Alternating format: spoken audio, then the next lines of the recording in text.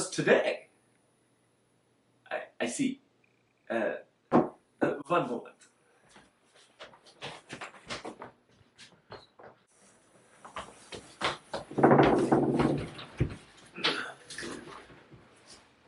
Sophia, I will take it from here. As we are talking about vaccines and the economy, I thought it would be best if we talked to an expert who is on the ground level. From the Thompson School of Applied Science at the University of New Hampshire, we are joined by Dr. Proctor. Dr. Proctor. Doctor, we are actually doing the interview today. There's no reason to be nervous. Please, Doctor, tell us a little bit about yourself. I'm Sarah Proctor. Yep. I'm a veterinarian. I teach here at the Thompson School in veterinary technology and applied animal science.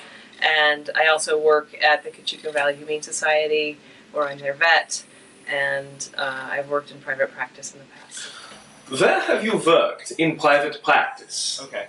I worked at the Amesbury Animal Hospital, Amherst Animal Hospital in Manchester. I worked here in Durham. I worked in a bunch of places. Okay. Are there any local laws on vaccination, and how are they mandated? Yes? No, I just thought it made me sound smart. No, I do not have to. Is that better? Great. So, in the state of New Hampshire and most of the states in the country, rabies is a required vaccine for dogs and cats. By law, it's required. Mm-hmm. Very few animal control officers are knocking on doors saying, hey, let me see your dog license. Or showing up at the dog park and checking IDs. Yeah, that doesn't happen. Okay. Got your ID? Apart from rabies, are there any other enforced vaccinations? No. And it's public health. Right. Nothing else that we vaccinate for is going to directly impact human health, so there's no mandate for anything else. Yeah. Do different income areas affect vaccination? Well, it's hard to know because the people that don't come to the vet, I don't know who they are. Right. Because they don't come to see me. But we do occasionally in a vet hospital see clients who come in and just want the rabies. Right. And they don't want anything else. And usually, and this is me making a judgment, but it usually seems to be somebody who can't afford any of the other stuff. That doesn't mean they don't want the other stuff, but maybe they just can't afford it. But I don't ask those questions. Right. I'll try to recommend distemper and parvo and a heartworm test, but sometimes you just don't even try because they're adamant that they just want the rabies. Okay. So there is a perceived financial barrier. I think there is. Yeah. If someone can't afford vaccinations, then they're probably not visible? Well, I don't think they're coming to the rabies clinics. They're not coming to the vet. Pause clinic that I do with my students now, we go to low-income housing, and we provide everything we have for $10 flat fee. And some of these people canceled their appointments because they don't have the money. It's $10. And we're going to give a rabies, a distemper, a parvo, a heartworm test, flea and tick medication, heartworm preventative. Wow. We can treat ear infections. We can do a lot. We can give them $300 to $500 worth of service. People repeatedly tell me that they haven't been to the vet in years because they couldn't afford it. And so in communities like that, it's a huge issue. And the clients, even in that community, we're not seeing everybody because they can't afford $10. Right. So I think there's definitely a difference in who gets service based on their income. Who are the people that aren't getting vaccines? Well, there's the people that have, there are some people, I don't know if this is financial, but they know a lot about vaccine reactions, they're worried about vaccines, or they're anti-vaccine, and they want you to do titers, and they want to have a bigger discussion about it. Those people tend to have the money to do a more expensive testing to eliminate a vaccine.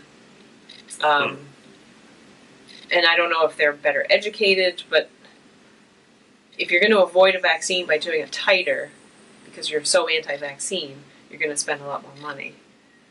What's a titer? The tiger, or Panthera tigris, is the largest of the cat species, most recognizable for their pattern of dark vertical stripes. It's a blood test to measure the antibodies. Oh, I see. How do you choose which vaccine you're going to use? And this one costs $1 a dose on my end versus $7 a dose. I have to have a really good reason to buy that $7 a dose parvo. Right. It's got to be 10 times safer. There has to be something really special about it, Right. or I'm going to go with the cheap one. All things being equal. How big a role does a company's marketing department play in which vaccine you use? I mean, I don't know if there's any vaccine things in here, but I could go through one of my journals. This is a laboratory that we use. A lot of people use IDEX, and they have this new sure. test. So, we have that kind of stuff. So calling. I don't know, 5 to 10 years ago, there was this outbreak of canine influenza somewhere in Florida, I think. Mm-hmm. And it was a really severe flu, and it was killing some dogs. And then there started to be pockets of it breaking out across the country, and people were like, oh my god, there's dog flu, it's going to be a thing. And then the company came out with a canine flu vaccine, and they marketed it hard. Yeah. And scared a lot of people. And there was a lot of misinformation circulating, and Yeah. people were talking about whether we should vaccinate, should we not. We never have before. Have you seen the flu? I haven't seen the flu. Right. It's coming. Should we protect our dogs now?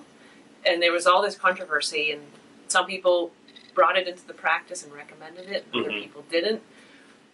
I still haven't seen a case of down. Yeah. Kind of a fad of Kind of. the canine flu. And when I went back and sort of read about it after the fact, I think a lot of the craziness about it was driven by the manufacturer of the vaccine. Sort of compared to something like a Furby or like a.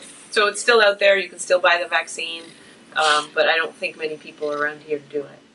Like Furbies. Just like Furby. Sorry. What kind of markups do vaccines receive? The feline leukemia, that one cost me I think it cost me $300 for 25. So is this a moving target from practice to practice too? People will charge different amounts. Oh yeah. Okay. But vaccine prices, I think, are marked up quite a bit. Yeah, $100 for 25 doses, 20 doses, so $5. Yeah, I think $5 to $10 a dose. Okay. Probably typical.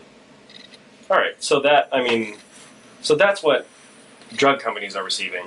And That's what then we're paying them. You're paying them, and then you can basically do whatever you want. Is there a like in retail, there's a manufacturer's suggested retail price? Is there a price set, or it's just kind of like go for it? You can do whatever you want. I mean, I guess they're not selling these on Amazon, so you can't really. They are.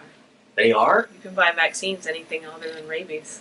You can buy and give it yourself if you really want to. Would you like to have a dance break?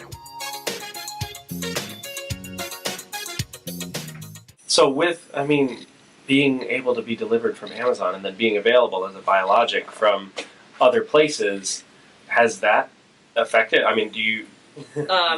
A lot of large animal people are doing it. Farmers, Yep. they give their animals all kinds of stuff without veterinary oversight. Are there specific companies that make animal vaccines? Most of them have an animal division. So we have Pfizer, Okay. Animal Health, and we have Elanco. They're all combined now. So Okay. I don't think there are any that just do animals anymore. Okay. How about livestock vaccines? Somebody that's raising livestock for money Mhm. probably is on top of vaccinating because it's to their financial benefit. They hopefully have a vet that helps them out and oversees their use of vaccines, and the vet will recommend, but very rarely will the vet be selling the vaccines to the farmer. The farmer's getting the vaccines themselves. What are their regulations? There aren't any. None at all. Not that I can think of. So really, it's just in my best interest to vaccinate my herd or my flock in order to get maximum production value. To get enough, to make money, you're going to vaccinate. So to answer the big question, in your opinion, what are vaccines' effect on the economy? Yeah, I don't know. and that's the that's the kind of I think they're such a small part of the global or the national economy. right. Especially veterinary is such a tiny portion of, the whole medical. I don't know. How about this? What if there were no animal vaccines? It would be a very indirect effect on the economy. Right. But if there's no animal vaccines, that means more animals die, more animals get sick. Rabies becomes a problem again. Right. And if we have a harder time producing food in this way that we do now with these, industrial agriculture, we have to revise our whole farming economy because you can't raise chickens the way we do without vaccines and have them live. Right. So food prices would go up. Potentially the health of the animals that we're eating goes down. Pets get sick and can't get fixed. Yeah.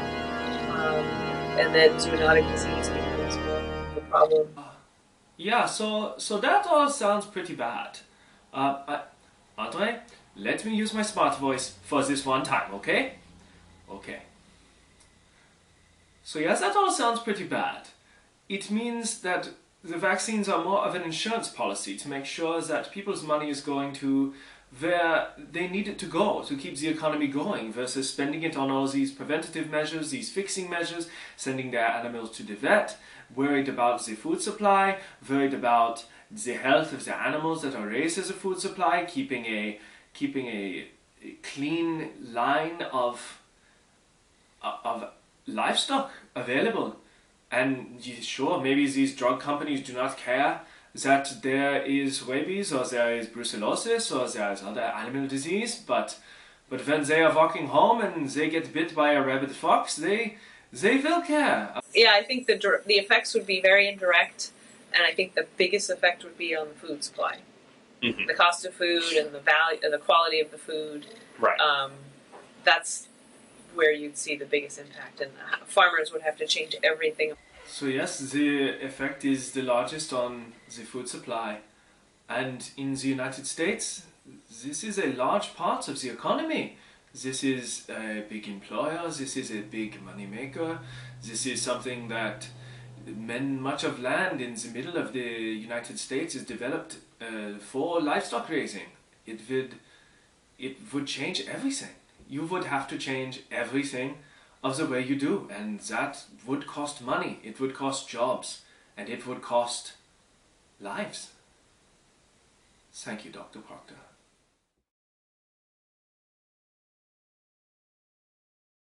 It's electric!